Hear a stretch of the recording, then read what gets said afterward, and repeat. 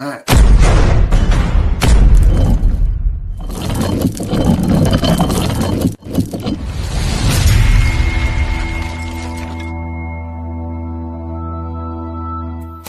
Texoma Exotics presents Not Another Reptile podcast.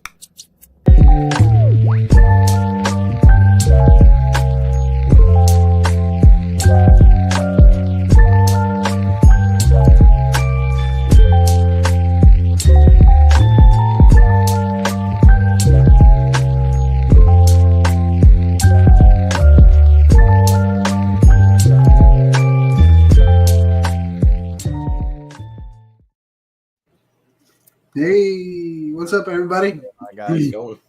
Welcome.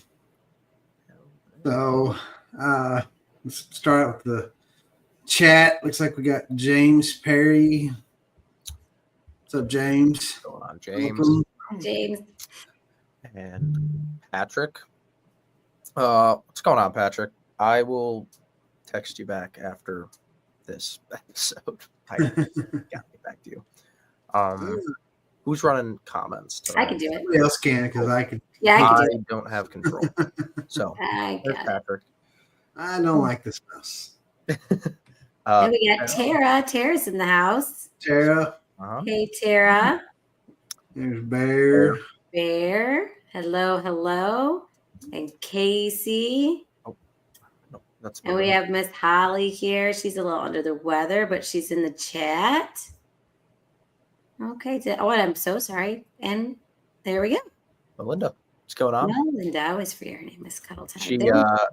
is picking up a snake from me, so thank you for that. Boy will be getting his first meal this week, hopefully. So Nice. Awesome. And then also in the chat we have our guest, or maybe the other half of our guest. That's Kayla. Yeah, she's a All right. So Serenity Dragons is our guest today. Again, Holly is not here. Bobby's filling in. So Charlie, you want to give us a quick rundown on yourself, what you guys do for people in chat who might not know? Yeah. So my wife and I started this up a couple of years back. Serenity Dragons. We decided we wanted to, after a very long hiatus from Reptiles, get back into it. And we started getting back into it with some friends gifted us a baby Nicaraguan boa. And so that kind of sparked us going down the rabbit hole. And we're like, well, you know what? It'd be fun to try to breed boas. And that's kind of where we started going. And then we got convinced to go pick up 3 crested geckos from a lady in a parking lot at 10:30 at night. Because the reptile hobby seems to have a lot of crossovers with drug deals. So we started off with 3. And at my last count, we have 113 crested geckos. Well, crested and gargoyle geckos. So we actually managed to breed our first boas this past spring. So we actually had 2 clutches, 2 litters this year, which I was pretty happy with considering we never attempted that before. So we're keeping going down that path. So breeding cresteds, gargs, and we've moved into a lot of the leopard genetics with our Central American boas, trying to breed small boas. We want to make good pets for people, not something that gets 9 feet long. So, and then of course, I'm sure if anybody follows on Instagram, right there behind me is that's JoJo, and he's slamming around. I turned the lights on. We have an Asian water monitor, so he's a lot of fun. Nice. So I have a couple questions right off the bat.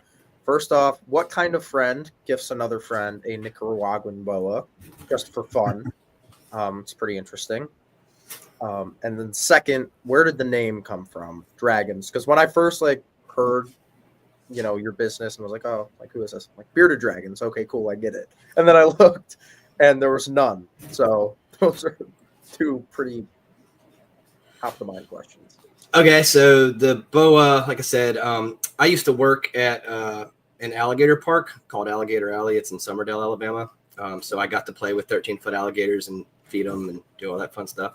And they had a reptile display section there for exotics. And the people that ran that had gotten a baby Nicaraguan boa that they were going to keep and grow up and use as a display. Well, they couldn't get her to eat. And like most Central Americans, she was spicy. So they were having a lot of issues with her. And I'd been talking about getting back into reptiles, personally. And they were like, well, you want her? Because, we're not going to deal with her. She won't eat. She keeps trying to bite people. And I was like, sure. And so that was that. Nice. And then the dragons thing, I'm a nerd. I love dragons. I have 9 of my tattoos are dragons. I've always liked dragons. Reptiles are the closest things we can get to dragons. So, and then Kayla, my wife's old gamer tag was Serenity koi. She's into koi fish. Nice. And so I just combined the two, and that's where Serenity Dragons came from. Cool. Awesome. And believe it or not, I've never owned a bearded dragon. Okay. That's not where I thought, the name came from. After I looked and there was no bearded dragons, I was like, you got a crazy big Asian water monitor. That's like a dragon. Yeah, well, Kayla's kind of impulse bought him at a reptile expo. So we got a buddy of ours that we bought some boas from, and he's in the Panhandle of Florida, and he breeds monitors. We were at an expo, and I wanted to get a Kimberly Rock monitor because I wanted to get monitors again. I hadn't had a monitor since I was like in early 20s. I had a Savannah, and I was like, man, I really want to get on the monitor. And Kayla told me, she was like, no, you're not allowed to get anything that gets over 3 feet. Those are the rules. So he bred Kimberly Rock monitors. So I was like, hey, let's get a Kimberly Rock. And then Dan looks at Kayla and he's like, hey, come here. Look at this. And he opens the lid of the enclosure he had the baby waters in. She sticks her hand down, like 4 of them climb up her arm because he had already socialized them. So next thing I know, I turn around and she's handing him her credit card and we're leaving with a baby. And now he's 4.5 feet long, over 8 pounds, and he's not even 2 years old yet. Now, how big will they get? Well, his dad is 7 feet and 85 pounds, so I'm guessing he's going to get to be around that big. Yeah, don't buy an Asian water monitor. Not exactly a normal person pet. Yeah, so you get them out and like have them around you, or are they just in their cage? No, we let him out. We let him free roam. My son, I adopted a pit bull from the shelter. He's my little buddy, but he gets really excited. He used to be able to roam the house because we only had 2 dogs and they were really chill and didn't mess with him. But now I have to lock the dog outside and let him roam. But this winter, we're actually building him an outdoor enclosure. So we're going to build him. I think we're going to try to go 16 foot by 20 foot. Nice. Yeah. The downside is we live in South Alabama, so it definitely gets too cold for him to be outside year round. So we're probably going to try to adapt. We're thinking maybe a 10 by 12 shed, attach it to it, insulate it. And that way he has a winter home where when it gets too cold, he can go somewhere. But it's a big financial endeavor. So we're still planning it out.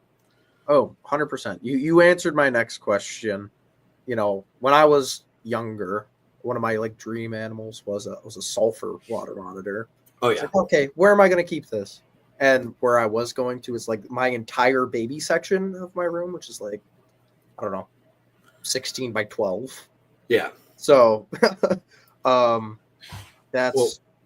we've already turned our 4-year. I'm sitting in what should be our living room and then our dining room. This is all one giant reptile room, and then my office is in another room of the house, and it's got all our 6-foot vivs for our adult breeder boas.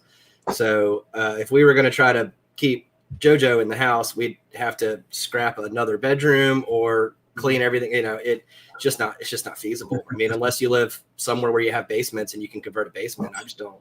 Right. I don't know how you ethically keep these things. I mean, I'm starting to think that, unless you can put him in a 40 foot by 100 foot, I don't know how you do it. It's an active animal. He's a smart animal.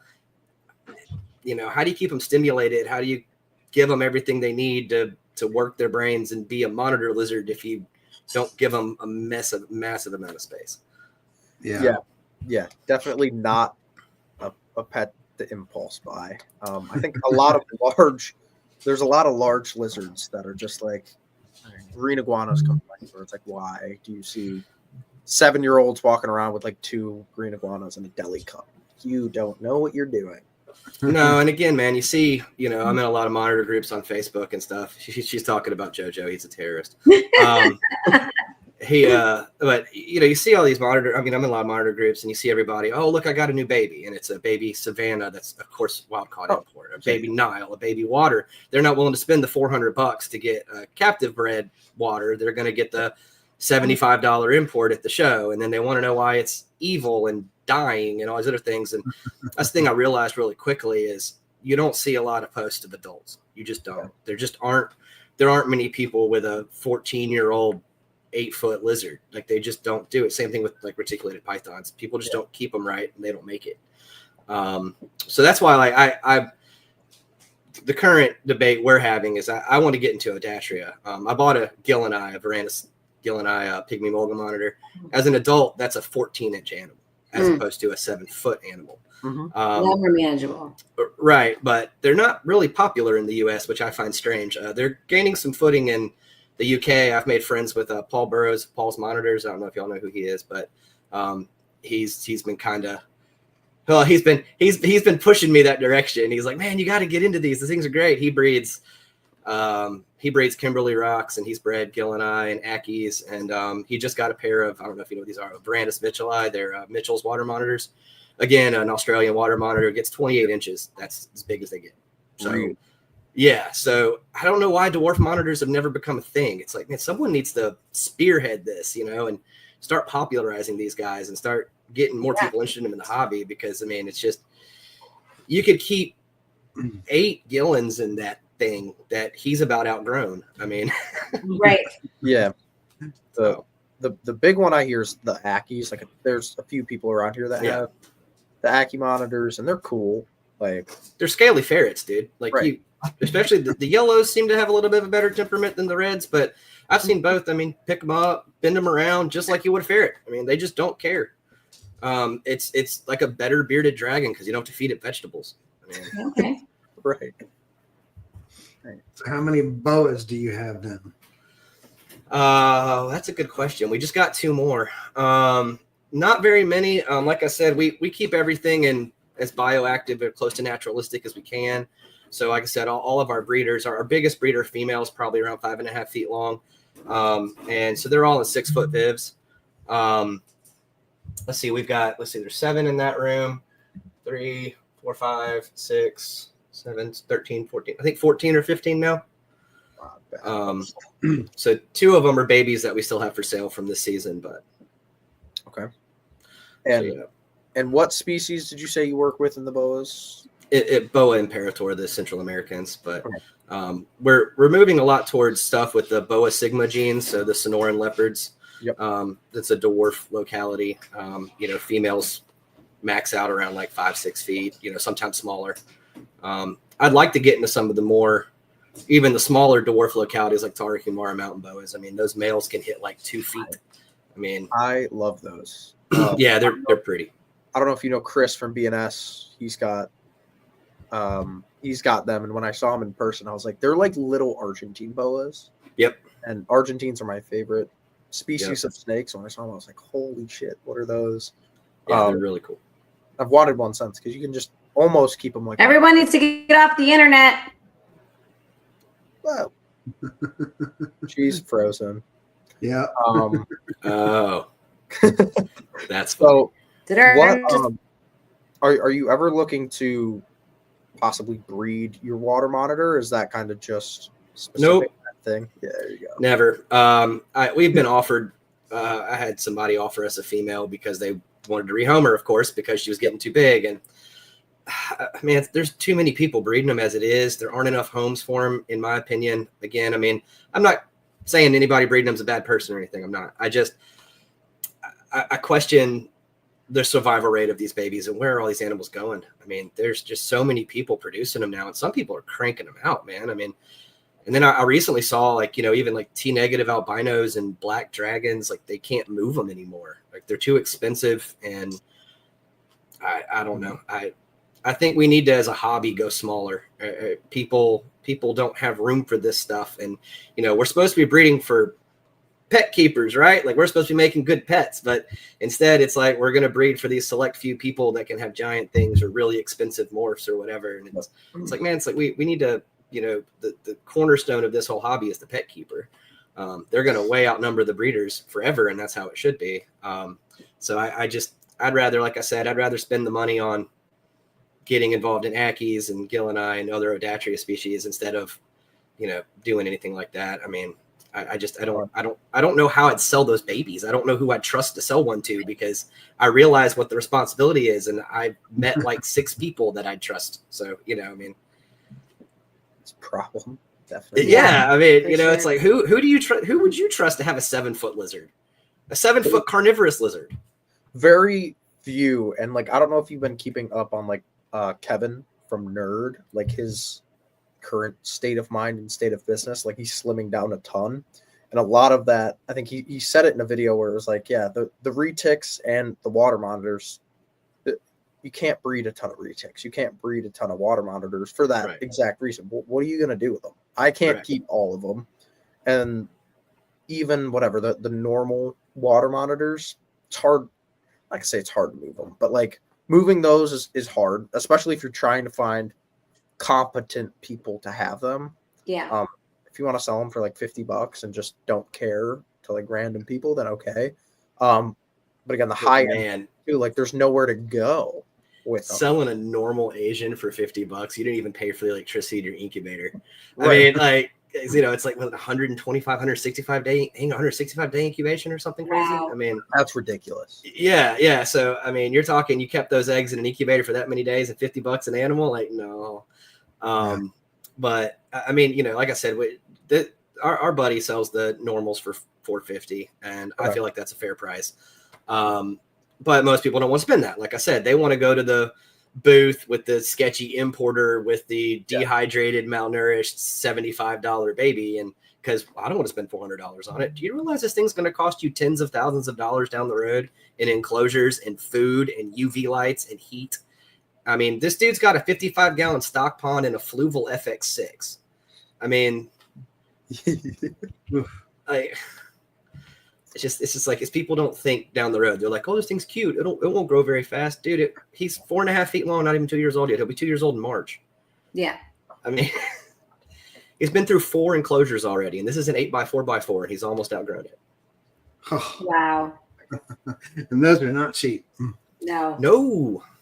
And he just flooded it too, right? Yeah, that was a couple months back. Yeah, I didn't have the FX6 at the time. I had a 407 canister filter. And oh, cool. My snake hook just fell down of its own volition. There's a poltergeist in here. But he decided to rip the outtake nozzle out of the pond. Like, he broke the harness and stuck it in the Viv, so it flooded pumped all the water out of the pond. I got home from work at about 5:30, walked in here, and there's water all over the floor. It was a nightmare. Nope. Yeah. I stick with the ball pythons. They're easy. They're rocks.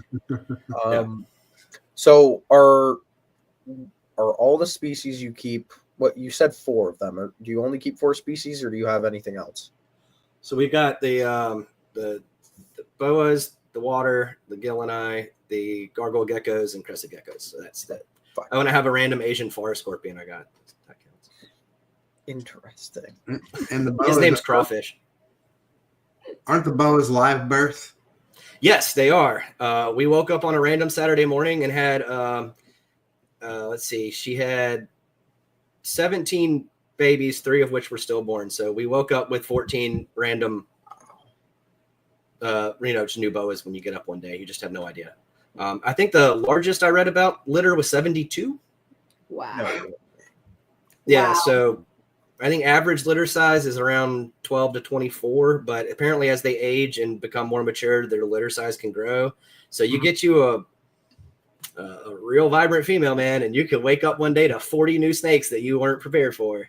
So have you actually got to see that process, like, as it's happening yet? I haven't caught it yet. We've caught locks. We've gotten to see that. I've caught ovulation cycles and stuff like that. But the 2 boas we bred, they both in the middle of the night when I was asleep. I don't have cameras in my enclosures, which is probably something I'm going to invest in soon. What do you keep them in? They're in 6x2x2 PVC enclosures. And what's your end goal with the boa stuff? You want to do again a couple litters a season? Do you want to expand the boa stuff more? Or so far, I think we're going to stick with no more than 3 females a season. We've got 2 females paired right now. We've got a third that it's a long story, but we bought her. She was advertised as breeder ready. Well, she came in skinny, nose rub, mites, and it was a very frustrating experience. But in fact, she was so skinny, I didn't think they'd sent me the right boa. I thought they'd sent me a different one. So, but after matching the pictures with her pattern, I was like, no, that's correct. They just haven't fed her in 4 months. So anyway, we'll see. I mean, if she bulks up over the next couple of months before it gets to where I don't feel comfortable pairing her anymore, then we'll see. But I'm not rushing it. If she's not ready to go till next year, that's fine. That's horrible. It happens, man. You buy enough animals, inevitably you have an experience. Mm-hmm. What was your thoughts and how was the process of breeding the boas?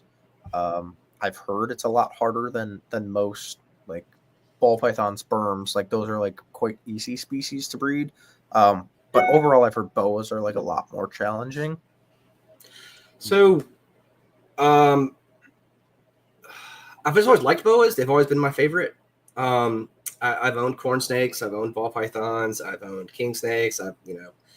When I was dumb and a teenager, I bought an African rock python because that's a brilliant thing to do. Yeah. When you're young and stupid. But I don't know, man. They're intelligent. They're semi-arboreal, but they're not truly arboreal. So I don't. And Kayla's right. We do have dumb luck. Your wife is a hooch. By the way, she's hilarious. I was totally watching a whole bunch of your Instagram feeds today, and I want to be her best friend. She's so much fun. She needs more friends, so please. Yeah. Other than the people she works with at the psych hospital, she needs non-psych friends. She's a psych nurse, so yeah, she gets that's where she's at right now. She's running the funny farm. So anyway, that's how we got into them. We liked them, and then we liked the morphs. Thought the morphs were cool. To be completely honest with you, as someone who was out of the hobby for over a decade and getting back in, boa morphs are way easier to understand than ball python morphs. Like whoever decided to name ball python morphs needs some electroshock therapy. I don't understand that naming process. Some of it makes no sense to me. I'm like, that's not even actually whatever that says it is. Anyway, and then we just kind of looked at the morphs. I said we got lucky. My company, I work for a nuisance wildlife company, so we remove nuisance animals. My company got called for a boa loose in an apartment complex, and so actually my boss went and got it, and he sent me a picture, and it was a sunglow female. Wow. And he was like, "Do you want this?" And I was like, "Does a bear shit in the woods?" Like, yeah. So I went and picked that up. And I was like, okay, well, now we got an albino. I was like, okay, what are we going to get next? And so then I found a male that was, anery, head albino, bought that. Then we got a couple other projects going. And then it just we were like, well, all right, well, I guess we're doing this thing. We've got like 6 boas now, And then, of course, I hyper focus. So, I went online. I went to YouTube. I bought Vin Russo's book, The More Complete Guide to Boas. I read that thing, and we gave it a shot. And like Kayla said, we got lucky. We bred 2 females and had 2 litters. I mean, statistically, that's unheard of in the boa world. Really? Usually you breed, 10 in hopes of getting 5 to have litters. So I don't know. Just pay attention to your parameters and pay attention to your animals. And it seems to work. I've heard boa breeders like I've bred 4 females for like 2 years and got nothing. Okay, like that's what information do you want on your gargoyle? You want to see mom and dad? I can go grab them. Yeah, go for it, 100%. Yeah. So how we got a gargoyle gecko from him during? Stop digging. I did not know the last auction. I think it was Spawn's auction, I believe. Okay. I did not know that. Yeah, that's pretty cool. They also do bioactive vivariums. If you have any questions about that, and his wife does the back, like we'll set up the whole thing. It does like the background design and all that. JoJo's trying to dig out the back of his enclosure because I'm in here and I'm not letting him out. So these are the parents of her garg. So this is the boy. This is Well, I got them at the computer screens backwards. You want me to make That's them face? Hudson. That's Gertrude. So that's mom. That's closest to the camera. This is dad. Wow. So these were the parents. That was the baby y'all got. It's actually the first baby that we ever hatched from gargoyles. That's that cool. was baby number one for us from this pair here. Please don't suicide off into oblivion. Thank you. Are they jumpers? They're not as bad as cresteds, but to be honest with you, I don't handle these guys as much as we do the cresteds. So they're a little less calm than most people's gargs are. But I like them a lot. Are the gargoyles like leechies where you have to find like specific breeder pairs or? So all right, let me put these guys back and I'll answer that question. Let me do go that for real it. quick. That's I'm not a big gecko. Like I like geckos, but I don't know much about them. Mm-hmm. I like the gargoyle geckos. I think they look super cool. Crested geckos, gargs, and leechies I like and they're cool. But if I'm being honest, I'm scared of The leechies are big, right? See, my thing is I Yeah. don't want something that I need to feed more often than a ball python. No. I'm actually, me too, but I'm actually like weirdly scared of crested geckos, which is like funny because, and it's not like they're actually scary animals, just the fact that they jump all over the place. Bobby, you have a question. This I get scares it. you? Yes, that right there. It's like I have no idea. They're so weird. Like if They're I'm Do you just get little- gargoyles? jumps on my face, I don't want it. They're just little suicidal animals. That's what I'm saying. And they're cool. Like I'm good friends with like Will and Audra, Flawless Crested Gecko, Yeah. Exotics, and I think they're cool. But I've had like someone just hold one and it jumps on me, and I'm like, dude, I can't do this at all. Like I want a lychee because they're fat, and I like They're slow the ball fat. pythons of the lizard world. Right. But like Fat crested blood. geckos are like little. They're cool, but they're like demons to me. It's like you hold them to me, I'm like gonna like shy away. Like I'm not scared they're gonna hurt me. I just No, that was the baby that's on the desk. That was not Spectre the molester. I did not get him out for viewing pleasure. whoa. Can you explain that story? Why do you have We have a male that we got, and he's really small. He kind of stopped growing. He hangs out between 33 and 36 grams and just kind of fluctuates between there. okay. He's kind of dumb. Like if we try to upgrade him to a full adult Viv, 18 by 18 by 28, he just starts losing weight. We have to keep him in a 12 by 12 by 18. Oh man.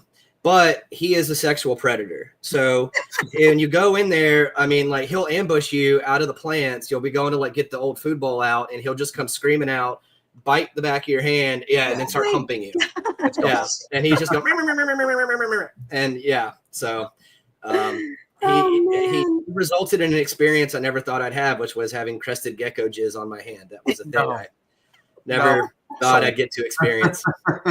He's gone. I could have gone my whole life without experiencing that, but it happened.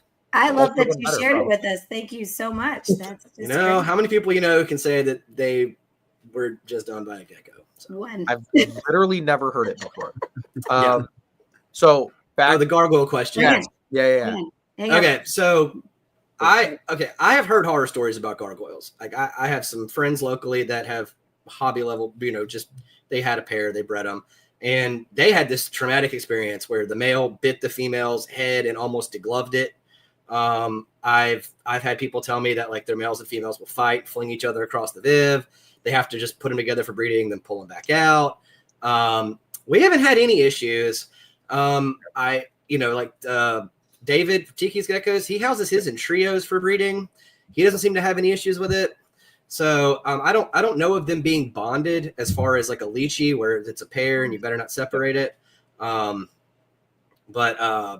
just kind of paired mine up. I basically have even my grow outs. I'm trying to do just 1-to-1s of everything. And I just kind of want 5 pairs and I'll be happy. Cool. Just a side project to work on and play with. Cause I like the gargs. I think they're cool. Yeah. Yeah, I had a question. We were looking at Pangea food, and they have like on their website you can get like 2 formulas, the little feeding ledge, and some cups, and then the little container to put it in, and we were just wondering if you had like a like what formulas you recommend for them. So, what we do a lot of times is we mix our formulas together. The two main ones we use are the fig and insect and the growth and breeder formulas, mostly because we have so many babies and, breeding females. So the growth and breeder, some of them seem to like hate it. But when you mix it with some of the fruitier stuff, so the Pangea, like the fig and insect or the papaya, they seem to like that a lot. Watermelons also kind of like lizard crack. And then if we have any babies that are difficult to get started eating, we mix bee pollen in with the food. So like a little bit of bee pollen goes a long way. It's like very little. You don't need a lot. So we buy organic bee pollen, and then I don't know how you get inorganic bee pollen, but that's what they label it as. It's kind of like crack, man. Like it'll trigger them to eat. We've even had luck with some of our friends that have beardies that don't want to eat the greens. If they sprinkle bee pollen on the greens, they'll eat it. Okay. That's good to know. So if you have a gecko that's being picky, like for some reason, we're saying he doesn't seem to be eating a whole lot, which is weird because he ate like a champ. Yeah, we don't really know. We just keep giving him fresh food, and you can't really ever see that he ate, a good portion of it or anything. Maybe he is, maybe he's not. I don't know. But have y'all weighed him?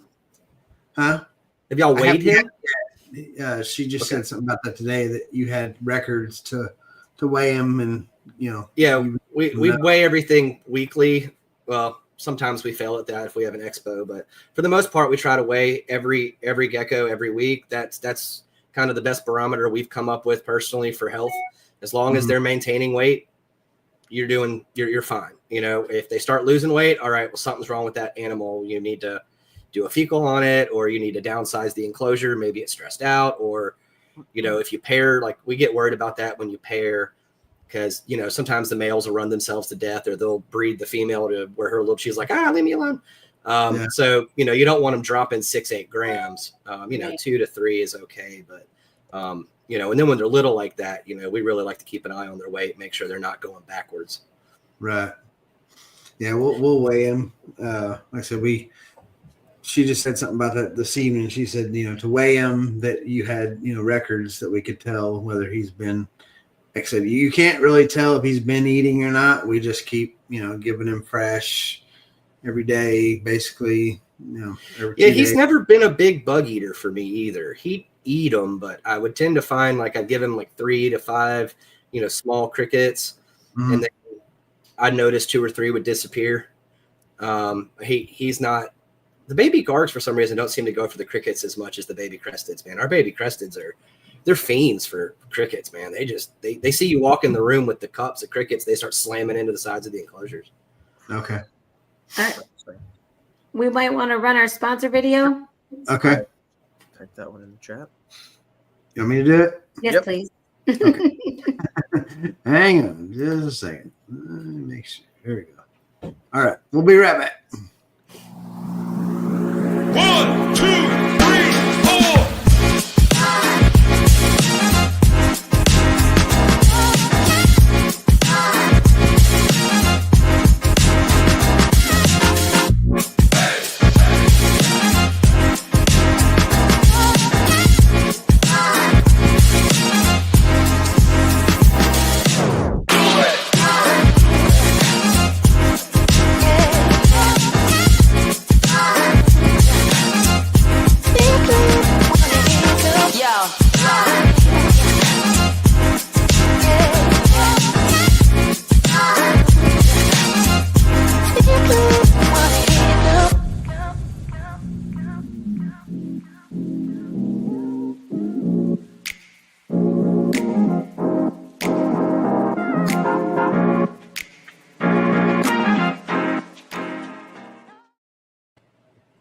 We're back. Thank you to all of our amazing sponsors. We appreciate it. Jamie, you got a question. I don't know if you can still remember it. I'm sure. Well, I know they do a lot of bioactive vivarium stuff, and that is something I think I would probably be getting into. I got to figure out what we're going to put in it, but my husband's a huge plant guy. And so he likes to do bonsais and things. And I said, well, we're trying to get all of our hobbies to kind of make sense together. So they they all make sense. So we're looking at bioactive vivariums. Do you need the bugs inside of them in order for, probably, right? In order for everything to work, the bugs are an integral part. Yeah, so the springtails and the isopods, they are the cleanup crew, meaning that the waste materials, whether that's dead leaves or whether that's feces or whatever, they'll break that down, and then when it runs through their systems, it comes out of much smaller poops that then filtrate through the soil that then get reabsorbed by the plants. So they kind of turn the loam and the decomposing matter in that soil into plant food. Nice. 9 grams. Okay. And during the break, I got a text from my girlfriend saying, I need a gecko. So we have them for sale. It looks like I might have to get a gecko for her. There you go. It'd be amazing. She just has to take care of it. That's fine. Yeah. That's my only rule. As long as you take care of it, it's fine. Unless it's a snake, I'll take care of any snake. It's a lizard, though. Okay. Looks like she's gonna have to take care of it. We haven't talked much on your cresty stuff. So, did you get into the cresties or the gargs first? And then, are there any specific cresty projects you're working? I'm a lot more into the cresty stuff, like genetics project stuff wise, than any other gecko because of Will and Audra. But what are you guys really focused on? Crested gecko morphs confuse me probably more than ball python morphs. Me too. It's like I was trying to figure out what empty back is the other day. Okay. So depending on where you go, whether you're in Morphopedia or whether you're watching like whoever they're interviewing on the Gecko Pod or any of these people, it seems like different breeders who've been doing this a long time, they have different factors they look for to determine is the thing this morph or not this morph, and it gets super confusing. So for us, we like the dark stuff, so we're not trying to go crazy and try to get into true gecko morphs. We're just we like quad stripes, we like the dark tries, we like dark harlequins. We do have 2 lily whites that are growing up that we got from a friend of ours. She bred them. Nice. Crazy BG Masters, she's over in Cali. She breeds some really sick lily whites. Another friend of ours, MG Geckos, we got a red Dow project from them, and they threw in a bonus. His name is Sparks. His dad's name's Bumble, but I call the dad Dobby because he's got this floppy head crest. He looks like Dobby from Harry Potter. Yeah, so he's a yellow quad, so we're growing him out. But nice. We're just kind of doing what we like to do. Randomly, we threw one of those first 3 geckos we got. He turned out to be a big yellow brindle Dow, and he's a stud. He's high 50 grams now, and sweet as he can be, real docile animal. And we threw him to a female yellow Dow, and they started kicking out these weird critters, man. That's exactly how she works. Whatever thing's pretty. So there's like these weird brindle phantom Dow things that just look. One of them I dubbed her war paint because when she fires up, the brown lines on her actually fire up red. Looks like she's got war paint on right under her eyes. So we're going to hang on to those and see if that's something that we can propagate, because I've never really seen that before. And again, it's weird. It's funky. It's just what we like. Yeah. More in the cresties than like any other species I've ever looked into. It confuses me more on like, okay, are these traits like incomplete dominant recessive or just line bred traits?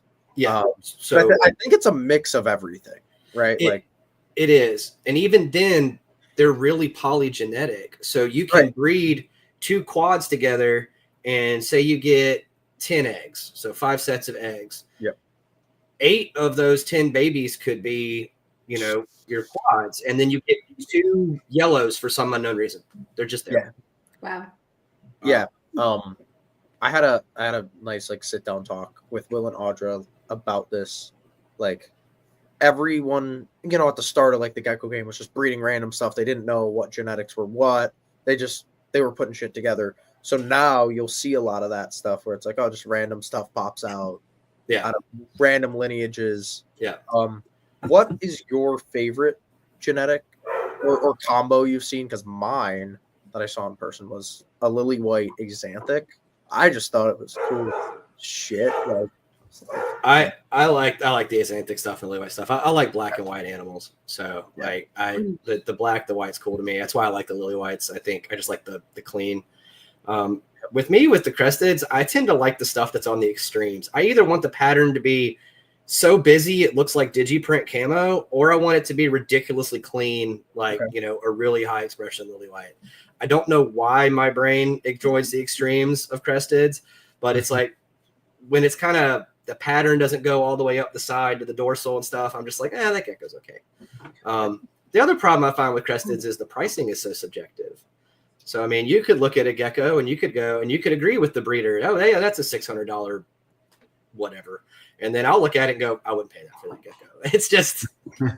Yeah, it's less. You're right, because the genetics are so, I don't know what they are, more than I got the ball pythons or even boas, where it's like, it's 100% this. All pastels look damn near the same. All pieds are like, they're pieds, right? But the variance in lily whites, like a high expression lily white is worth 3 times more than, it's a lily white, but it looks not great. So there's the standard pricing isn't quite the same. Well, and then like there's people like KDS geckos. We found her on Instagram. We've got a couple of her animals. They're sick, man. She breeds, these high contrast white animals, and they don't have lily white in them. Yeah. It's just she's just been working on this line, and they're sick. And you look at her pricing. Some of it, she's selling this gecko for $450, and then this other one's $2,400.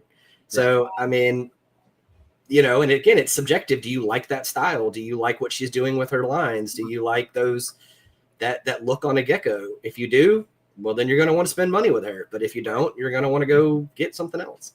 Because it's not as clean as, like you said, like if I want a pie ball, I can be like, hey, Tyler, I need a pie ball. And it's a pie ball. Right.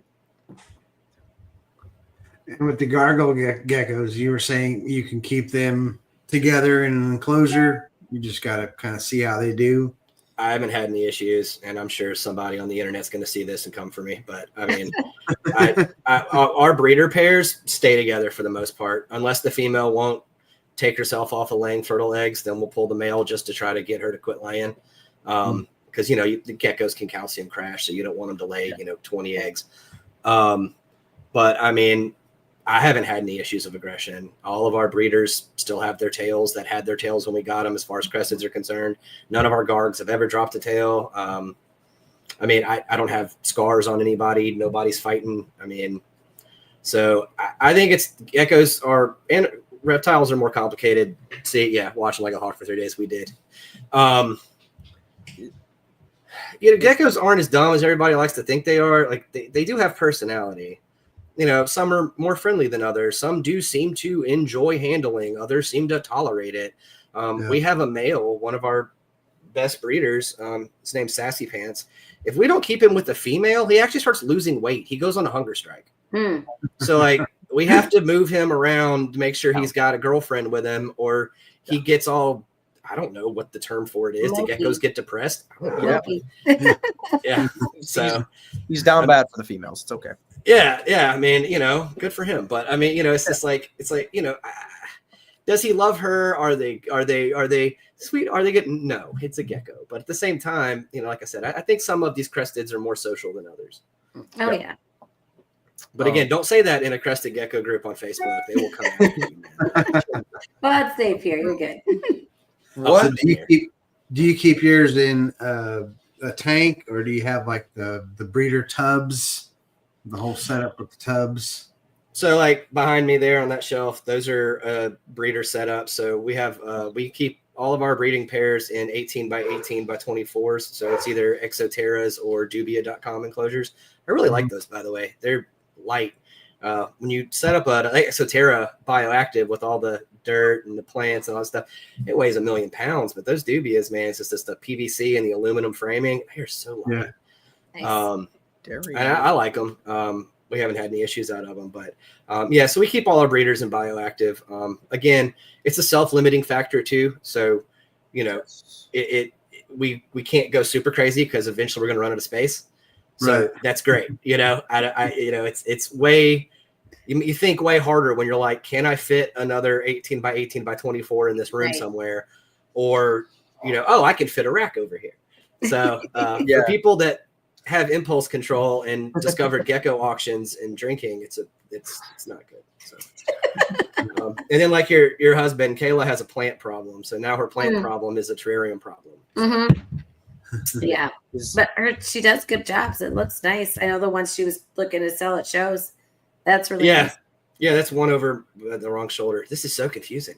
Yeah, I think a coworker of hers requested that she's getting her daughter a gecko for Christmas, and Cool. it's she wanted touches of pink, so Kayla added she got these little pink mushrooms off of Amazon and pink moss, and I was like, I don't know what the color is in that pink moss. So we had to boil the snot out of it to make sure it wouldn't run everywhere. And Got it. anyway, it looks cool. It's got pink little fake mushrooms and little pink moss, like a little fairy castle in there. Your wife commented something like we watched them like a hawk for 3 days. Yes. Is there like a I'll call it a grace period where it's like, okay, if you put them together and you've had no issues, but right, if you put them together and they're fine for 3 days, they'll be fine. And you kind of just let them go, because I know like crocodilians are like that. You know, you watch them crazy for like whatever 48 hours. If they didn't tear their legs off, overall you should be fine. From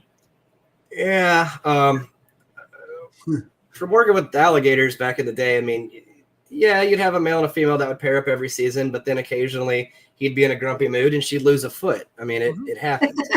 That's how alligators disagree. They don't argue; they just take appendages from each other. But I haven't experienced any issues, but I am assuming that geckos operate like every other animal on the planet. Just because they like each other today doesn't mean they're going to like each other tomorrow. So, again, it's keeping an eye on your animals. It's checking their weight, checking their behavior patterns. Is one of them suddenly acting like ridiculously spastic or ridiculously, it used to sit on this one limb every day. Like we have one female Barb, she hangs on this one limb in her enclosure every day and just stares out at you like some creeper. And that's just where she is all the time. So if she suddenly just stopped that behavior and in 2 weeks, in a week, week went by without her being up there, but okay, something's wrong, so you just got to know your animals, pay attention. I mean, I don't recommend putting anything together if you're inexperienced. You really need to have an idea of what you're doing. You need to have somewhat of an idea of animal behavior, specifically the animal you're trying to cohab's behavior. And then, just keep tabs on it.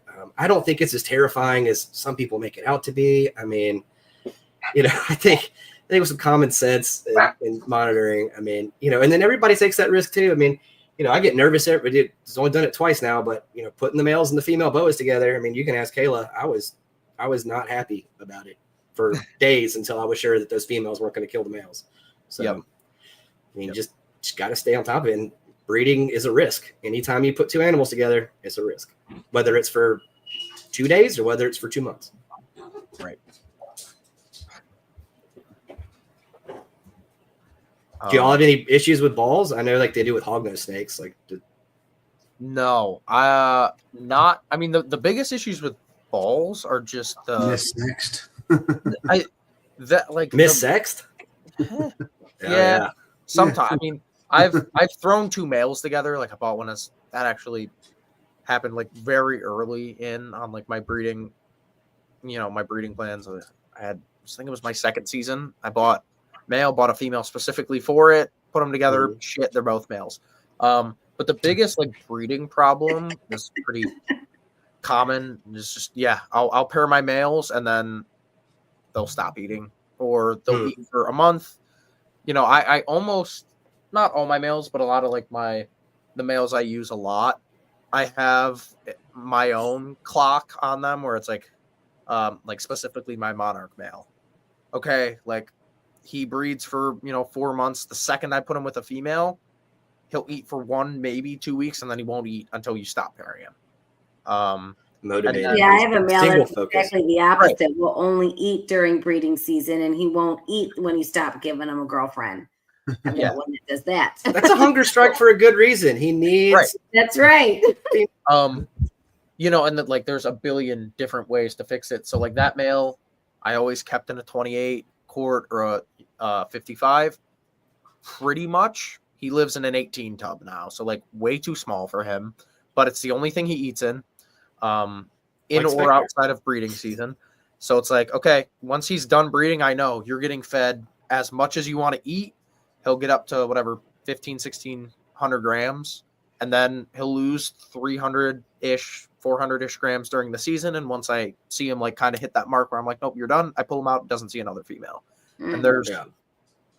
all my males are different, but there's specific ones where I'm like, okay, yep, you got 3 months to breed, you have 2 months to breed, you can breed every week, you'll eat every week, I don't have to worry. That's the biggest thing with the balls. You never get like aggression or random shit with them. It's like your males will stop eating or they won't breed the females. That's the worst you get. Your males stop eating or they won't breed. And Yeah. if you don't treat it right, like, yeah, your males can die. If you just keep, like, if I just kept putting that monarch male in with females for a year straight, he wouldn't eat. I guarantee you. I could do everything.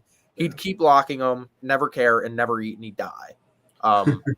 Like, so you got to be careful with it. And I've known people who, again, they pair a snake for 6-7 months straight, doesn't eat, and it does pass, and then they learn from that.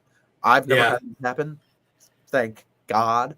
And there have been weird occurrences, again, never happened to me, where you pair a male once and it just, for no reason, the adult dies.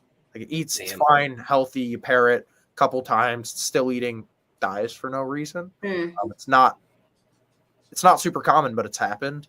But yeah, breeding balls is pretty easy compared to like most other stuff. So like the main risk with boas is when female boas slug out. So boas give live birth, right? Yep.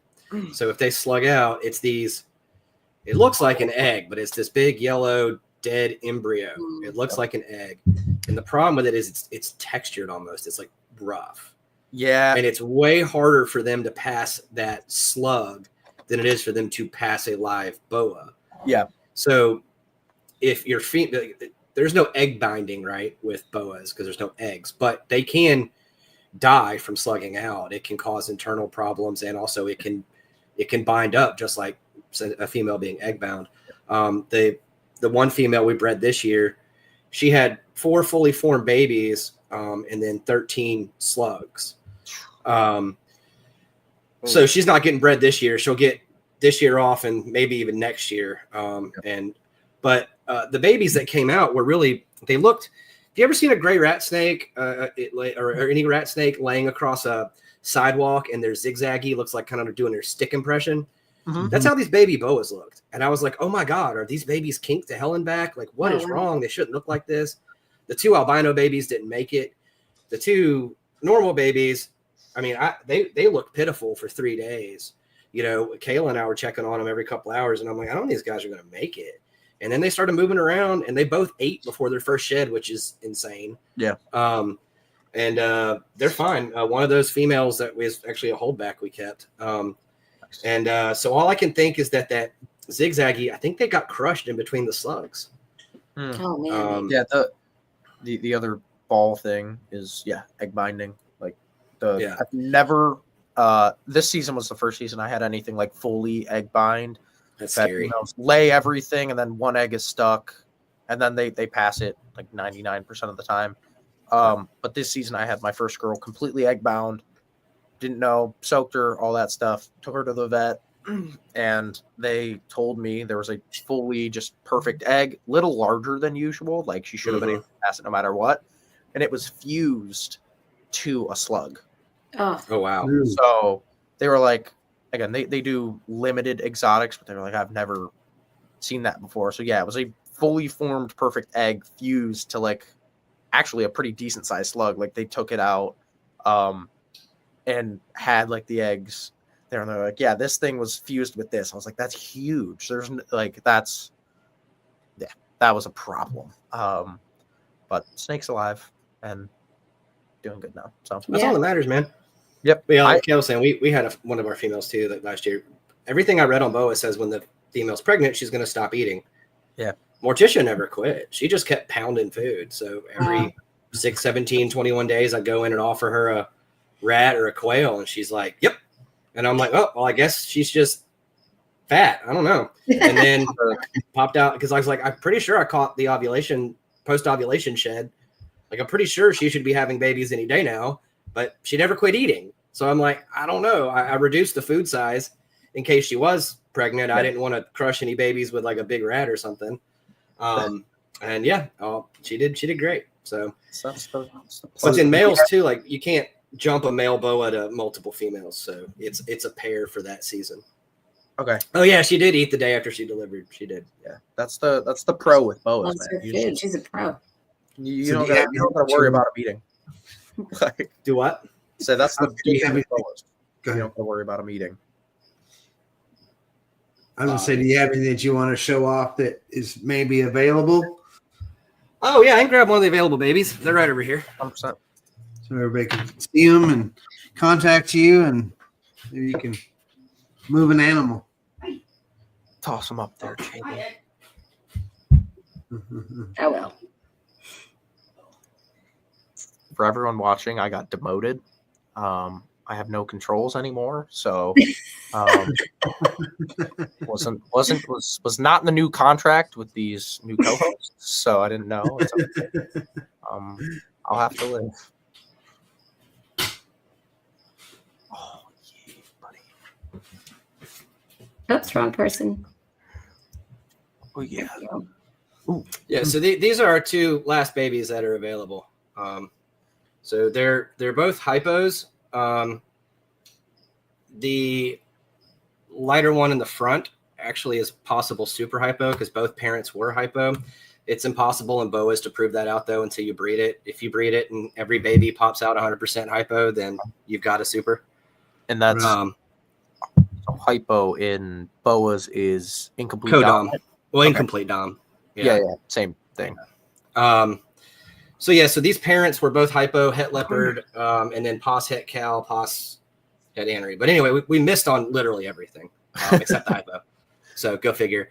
But these wacky patterns, we had a friend of ours. She was like, "Are you sure there's no jungle in here?" But that's the leopard gene influence. It does weird stuff.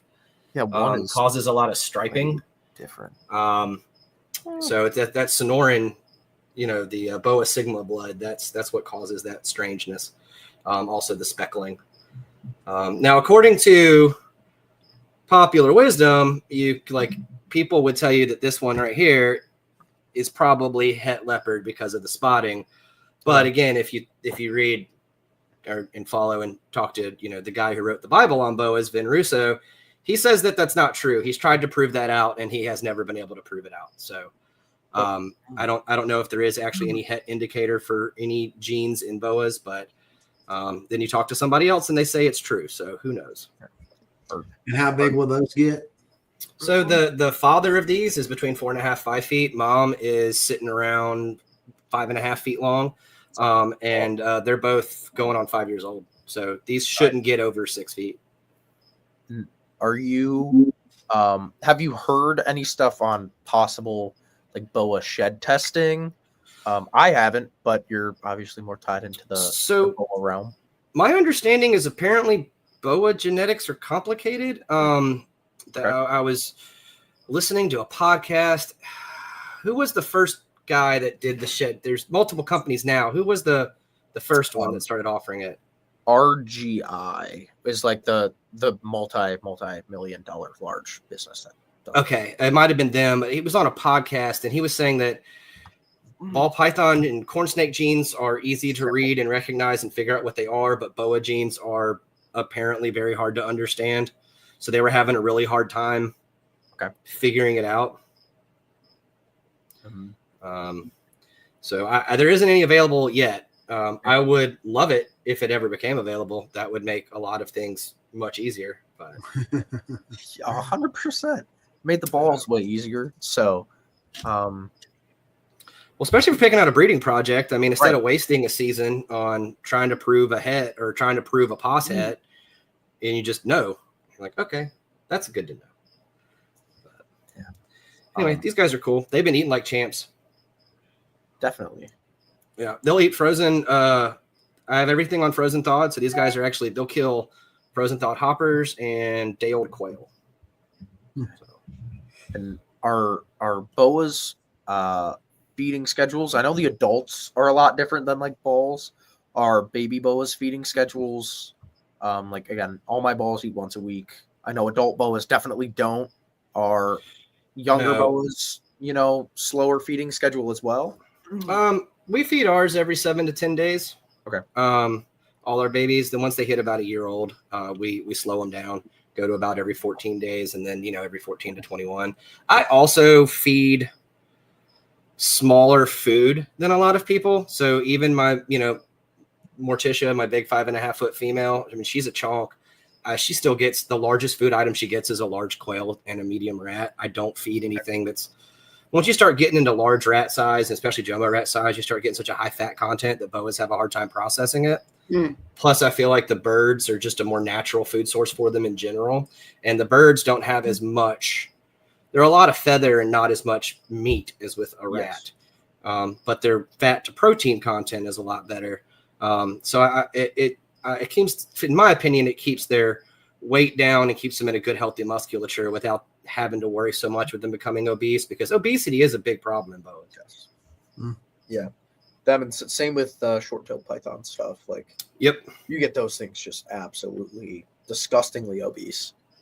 Yeah, I had a friend send me a picture of a rescue boa that his buddy got, and I was like, dude, either she's ovulating or that is one overfed boa. Like, I could see in the grainy screenshotted cell phone picture he sent me the space in between the scales on her sides, like where it was stretched out. What? I was like, that snake needs a diet, so much less food and so much more room to move. Yeah. Well, we just crossed a little over an hour. So, Bobby, Jamie, do you got anything else?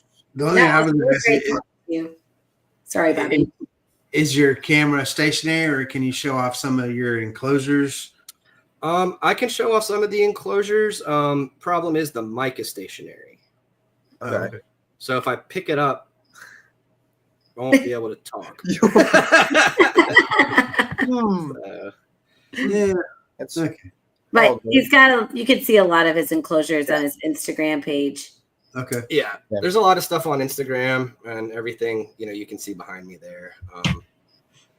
Yeah, if I was on my cell phone, I could definitely show you around, but I tried to be fancy and get on our desktop, and then it took a big poop, and so I had to quick scramble to my laptop and make this happen. Yeah. Never fails. Computer works great until you need to do something. Yeah, of course. We had a guest one time that it took us 35 minutes to get his everything working, because he, number one, wasn't very savvy with, you know, computers and stuff, but then I think he was having some problems too, and we were just like scrambling trying to get him on the show. Yeah. You know, like I texted, you know, about 5:15, like, hey, I tested everything's hooked up, everything's running well. And then about 10 minutes, well, probably about 7 o'clock, actually, I was like, all right, let's double check everything, make sure I'm in, make sure the StreamYard, you know, link works. And it just was running slower than anything. And I'm like, what is wrong? Why is it suddenly not loading anything? And so I was like, all right, well, I'll restart it. Well, when I restarted it, it was like, oh, hey, we're going to update now. I was like, oh, great. Yeah. No, it wasn't cheap, Bear. Yeah. And then it just kept doing that 100% done with the circle of death thing. Yeah. I'm just like, okay. Bobby Bear says stop talking about him. I know. No, it wasn't Bear. Well, Charlie, thank you for hopping on, man. It's always good. Thank you for having me. Appreciate it. We have a lot of like ball python people on here, so it's always great to have, you know, other different spots of the industry. And boas are cool, and then we really don't get a lot of gecko people on here at all. So it was great. I learned more than I have on like absolutely podcast. So thank you so much, man. Yeah, anytime. And we will be on next Wednesday. Bobby, Jamie, thank you guys too. Yeah. We here Saturday. Well, I don't know. Yeah, Saturday and Saturday next Tuesday. Awesome. So Well, thank you guys. Thanks, chat, and we'll see you Saturday. Yay. Bye, y'all. Bye. have a good one.